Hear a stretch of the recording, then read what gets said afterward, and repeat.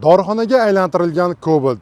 Farg'onada bojxonachilar tomonidan hujjatsiz, sifati kafolatlanmagan dori vositalarining noqonuniy olib kirilishiga chek qo'yildi. Avtomashinaning turli qismlariga yashirilgan dori-darmonlar ashyoviy dalil tariqasida olindi.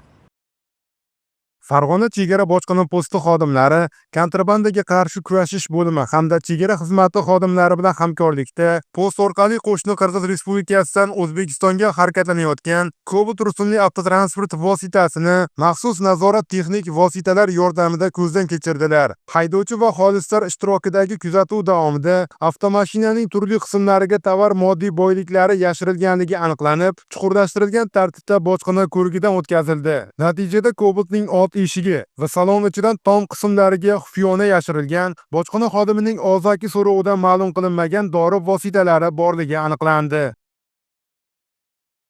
O'tkazilgan bojxona ko'rigi natijasida avtotransport vositasida umumiy qiymati 159 million so'mlik 20 turdagi 20 ming donadan ziyod sifati kafolatlanmagan dori vositalarini bojxona nazoratidan yashirgan holatda chetdan noqonuniy olib kirilishiga chek qo'yildi. Hozirda mazkur holat yuzasidan tergovga qadar tekshiruv harakatlari olib borilmoqda.